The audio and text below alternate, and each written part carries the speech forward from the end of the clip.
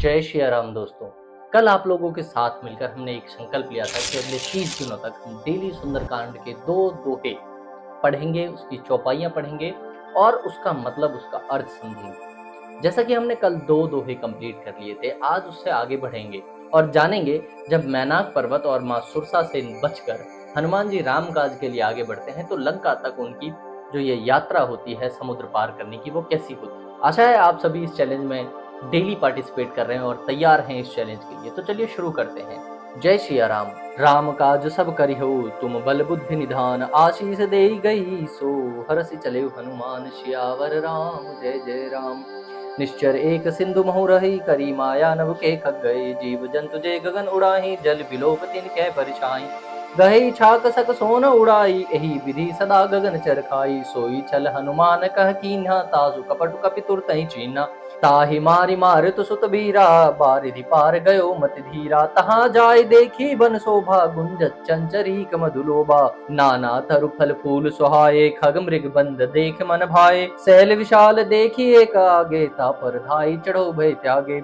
उमा न कछु कपि के अधिकाई, प्रभु प्रताप जो काले खाई, गिरि पर चढ़ी लंका ते देखी, कही न जाए अति दुर्ग विशेषी। अति उतंग जल निधि चौपासा, कनक कोट कर परम प्रकाशा। इसके बाद शुरू होता है एक छंद जो तुलसीदास जी अपने भाव को और ज्यादा रसमय करने के लिए लिखते हैं। अब वो छंद है, कनक कोट विचित्र मणिकृत सुंदरायतना, घना चौहट हट सुबहट बीथी, चारु पुर बहु विधि बना, गजबाज खच्चर निकर पदचर, रथ बरु तनिको गने, बहुरूप निश्चर जोथ, अति बल सेन वर्णत नहीं बने। बन बाग उपवन वाटिका, सरपूप बापी सोहि, नर नाग सुर गंधर्व कन्या, रूप मुनि मन मोहि। कहु माल देह विशाल सैल समान, अति बल गर्जहि, नाना कारण बिरहि, बहुविधि एक एक अंतर जहि। करि जतन भट कोटिन विकट तन नगर, चहु दिस रक्षहि, कहु महिष मान सुधेनु खर अजखल, निशाचर भक्षहि।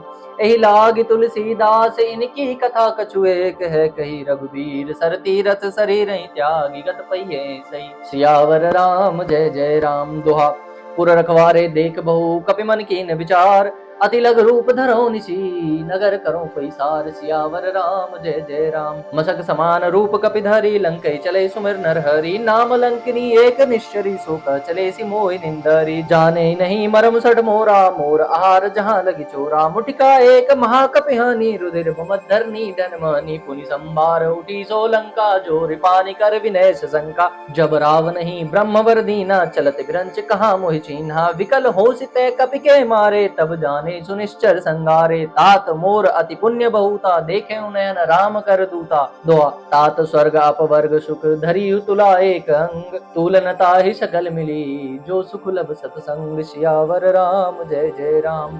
जैसे ही माँ सुरसा हनुमान जी को आशीर्वाद देती है, हनुमान जी दोबारा पूरे कॉन्फिडेंस और खुशी से उड़ते हुए आगे बढ़ते हैं। और जैसे ही थोड़ी दूर आगे बढ़ते हैं तो समुद्र में रहने वाली एक राक्षसी, जो कि आकाश में उड़ते हुए पंछियों की परछाई को पकड़कर उन्हें रोक लेती थी, जिससे वो नीचे गिर जाते थे और उन्हें वो खा लिया करती। हनुमान जी को जब आकाश में उड़ते हुए उसने देखा, उनकी परछाई को भी उन्होंने पकड़ लिया। और जैसे ही उसने उनकी परछाई को पकड़ा, हनुमान जी जो धीर वीर बुद्धि वाले थे, उन्होंने इसके छल को पहचान लिया और हनुमान जी बिना समय नष्ट किए उसका वध करके आगे बढ़ जाते हैं और आगे बढ़कर समुद्र के उस पार लंका नगरी में प्रवेश करते हैं। हनुमान जी समुद्र के उस पार जैसे ही लंका में प्रवेश करते हैं तो वहां के हरे भरे खूबसूरत वन को देखकर मोहित हो जाते हैं। लंका के इस मधुर वन में अनेकों प्रकार के वृक्ष हैं उस पर, और अनेकों अनेकों प्रकार के वहां पर फल लगे हुए हैं। अनेकों प्रकार के जानवरों का समूह वहां पर कीड़ा कर रहा है, मतलब कि आपस में वो खेल रहे हैं। ये सब देखकर हनुमान जी का मन प्रफुल्लित हो जाता है, वो अति प्रसन्न होते हैं।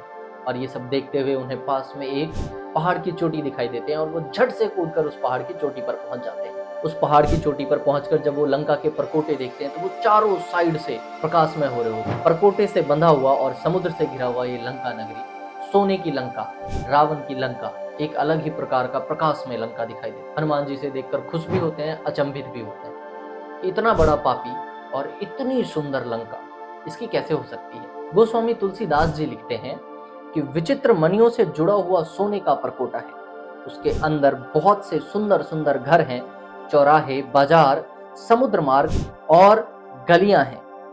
सुंदर नगर बहुत प्रकाश से सजा हुआ है। हाथी, घोड़े, खच्चरों के समूह तथा पैदल और रथों के समूह को कौन गिन सकता है। अनेक रूपों के राक्षसों का दल है, उनकी अत्यंत बलशाली सेना का वर्णन कर ही नहीं सकते, शब्दों में उनकी सेना का वर्णन नहीं किया जा सकता। इसके आगे तुलसीदास जी लिखते हैं, वन, बाग, उपवन, फुलवाड़ी, तालाब, कुएं और बावलियां अनेकों प्रकार के नए नए चीजों और अनेकों प्रकार के नए नए जल चित्रों से लंका सुशोभित है। मनुष्य, नाग, देवताओं और गंधर्वों की कन्याएं अपने सौंदर्य से मुनियों के भी मन को मोह लेने वाली लंका में लगती हैं। कहीं पर्वत के समान विशाल शरीर वाले बड़े ही बलवान राक्षस पहलवान गरज रहे हैं। वे अनेकों अखाड़ों में बहुत प्रकार से भिड़ते और एक दूसरे को ललकारते हुए दिखाई दे रहे हैं। भयंकर शरीर वाले महाबलवान राक्षस योद्धा बहुत ही सावधानी से लंका की चारों तरफ से सुरक्षा कर रहे हैं, और वहीं कहीं दूसरी तरफ दुष्ट राक्षस भैंसों, मनुष्यों, गायों, गधों और बकरों को खा रहे हैं। ऐसा कहा जाता है कि तुलसीदास इन सब की कथा को एकदम संक्षिप्त में इसलिए लिखते हैं कि ये सब अपने पापों से मुक्त होने वाले हैं। श्री राम जी के बाणों के द्वारा अब इन्हें परम धाम की प्राप्ति होने वाली है। ये सब देखते हुए जब हनुमान जी को कोई रास्ता नहीं दिखा जहां से वो लंका में प्रवेश कर सकते हैं, तो उन्होंने ये डिसाइड किया कि वो मसक समान रूप कपिधारी, मतलब कि वो एक मक्खी के समान छोटा रूप धर लेंगे और मेन गेट से एंट्री करेंगे। और ऐसा सोचते हुए हनुमान जी ने एक छोटे से मक्खी मच्छर का रूप ले लिया और श्री रामचंद्र जी का ध्यान अपने हृदय में करते हुए लंका के द्वार में प्रवेश कर लिया। लेकिन लंका के द्वार पर लंकिनी नाम की एक राक्षसी थी जो लंका की सदैव रक्षा किया करती थी। उससे बचकर